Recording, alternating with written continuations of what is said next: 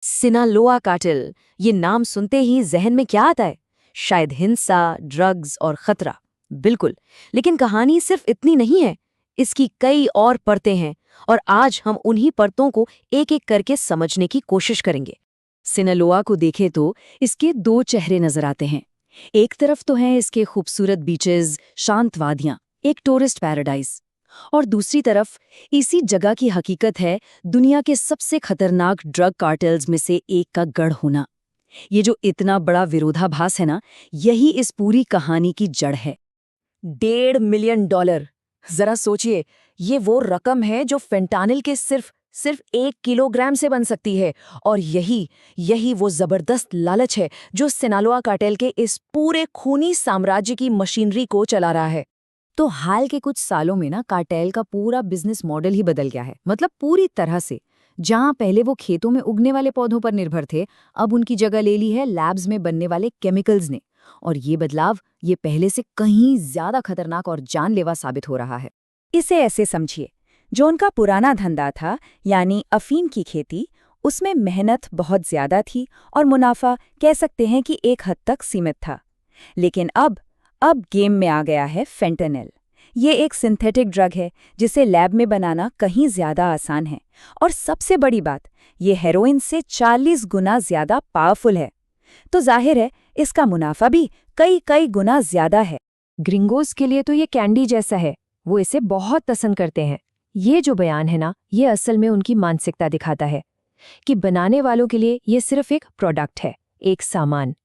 इंसानी जान की कीमत उनके लिए जीरो है। उनके लिए अगर कुछ मायने रखता है तो वो है सिर्फ और सिर्फ मुनाफा। तो सवाल ये उठता है कि आखिर कौन है वो लोग जो इस पूरे साम्राज्य को चलाते हैं? क्या ये सिर्फ पैसे का खेल है, या कोई मजबूरी है, या फिर कुछ और ही वजह है?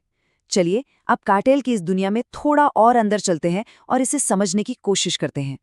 सोचिए, जब दिन के 10 घंटे काम करने के बाद हाथ में सिर्फ 150 पैसों आएं, तो स्कूल जाने से ज्यादा जरूरी शायद दूसरी चीजें लगने लगती हैं।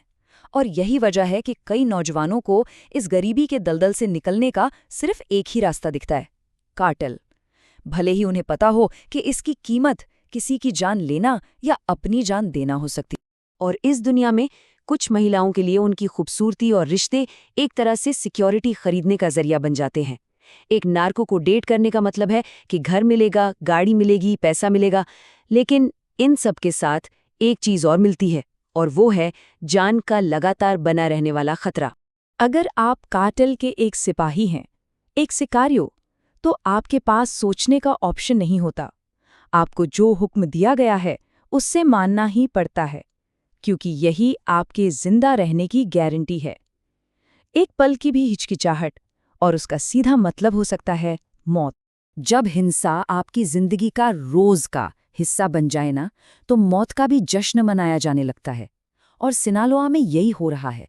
कार्टेल ने मौत के चारों तरफ एक बहुत ही अजीब और उतने ही आलीशान संस्कृति खड़ी कर दी है। $3 लाख, ये कीमत है एक आलीशान मकबरे की। जी हाँ, एक मकबरे की। कार्टेल अपने मारे गए लोगों पर इतना पैसा खर्च करता है कि उनका कब्रिस्तान कम और कोई लग्जरी हाउसिंग सोसाइटी ज्यादा लगता है। तो ये सिर्फ कब्रें नहीं है, बिल्कुल नहीं। ये असल में ताकत और पैसे का खुला प्रदर्शन है। आप सोचिए, इन मकबरों में एयर कंडीशनिंग से लेके बुलेट प्रूफ खिड़कियों तक हर वो सुविधा है जो किसी आलीशान घर में होती है। तो ये है एक नार्को लेजेंड बनने की पूरी साइकिल, पूरी लाइफ साइकिल। पहले अपराध की दुनिया में जियो, फिर एक हिंसक मौत मरो, उसके बाद एक आलीशान मकबरा हासिल करो, और आखिर में एक फॉलन हीरो यानी एक शहीद की तरह पूजे जाओ। और इसी तरह धीरे धीरे हिंसा को नॉर्मल बना दिया जाता है, उसे ग्लोरीफाई किया जाता है। लेकिन हर एक आलीशान मकबरे के पीछे एक दूसरी कहानी भी है, एक ऐसी कहानी जिसे अक्सर कोई नहीं सुनाता।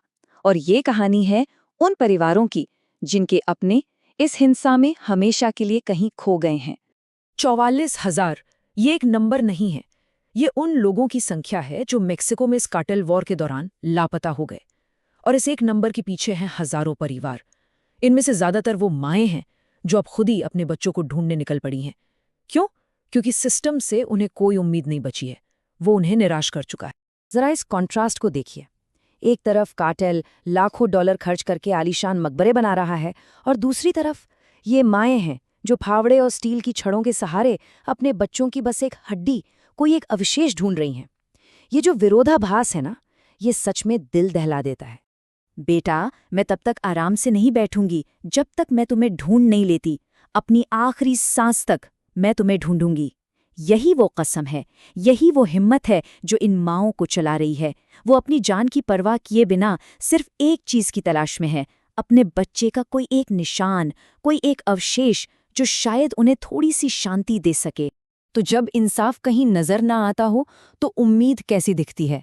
शायद सिनालोआ की इन माँओं के लिए उम्मीद एक फावड़े जैसी दिखती है, और कभी न हार मानने वाली, अपने बच्चों को कभी न भूलने वाली एक अटूट जिद जैसी।